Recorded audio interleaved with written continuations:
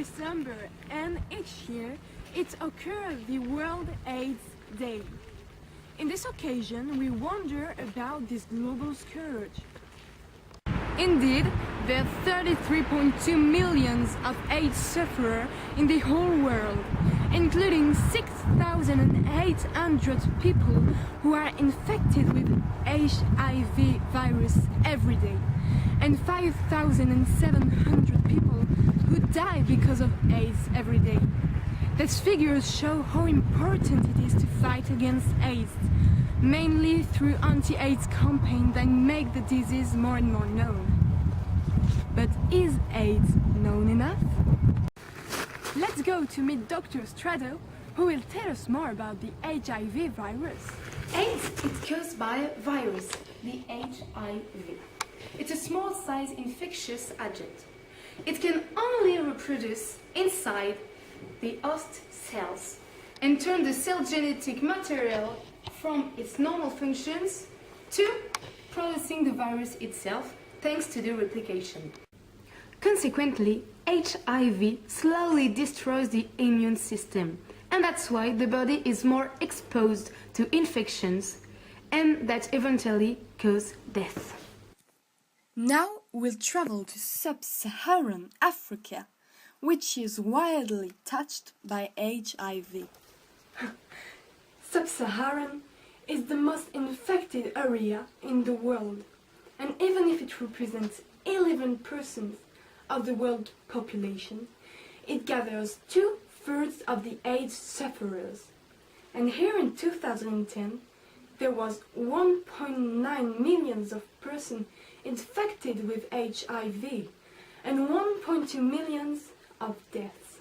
Hello Trudy. Hello. You're a member of the SAA? So can you explain us these worrying figures? Sure. So, first of all, the economic situation takes an important part in the AIDS epidemic, especially in Zimbabwe. Consequently, people can't access to efficient cure for other illness or STDs. Yet, the disease shouldn't be forgotten because it increases the risk of HIV transmission. What about prevention? So, since 2004, more and more condoms are provided. And it's a very good thing because condom is cheap and very efficient. Okay, but tell me, what can the government do now to improve this situation? Well, the real challenge now is to provide healthcare and antiretroviral treatment to enable to protect oneself from HIV, sure, and them to cope with the impact of millions of AIDS deaths. Thank you very much, Trudy, for all this information. You're welcome. Now we're going back to England. We'll ask some people what they think about AIDS transmission. By saliva? Well, I have no idea. Maybe by sweat? No, I know it's by tears. Yeah. When you touch an AIDS sufferer? Now we're back to England to see how the country copes with AIDS. Because England has a very low percentage of HIV. Approximately 1.5% out of 1,000 are infected. Besides, we are going to meet Jane, but where is she? Hi, I'm here. Hello. Hello.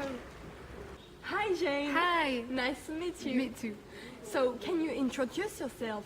So, I'm Jane Shodabi, and I'm a volunteer for the BASHH.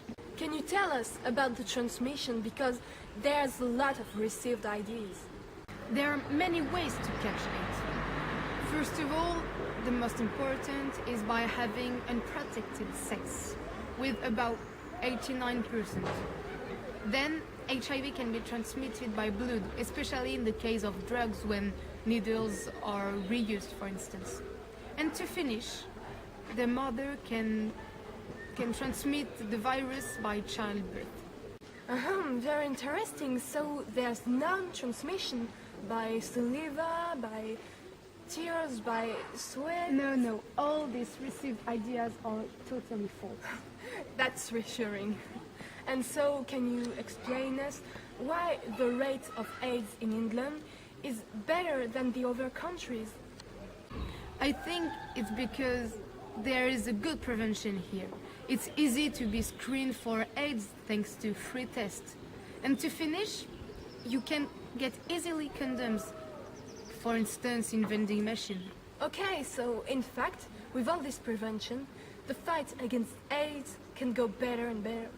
Thank you very much, Jamie. We learned a lot about AIDS, but what you have to remember is that as regards AIDS, prevention is better than cure.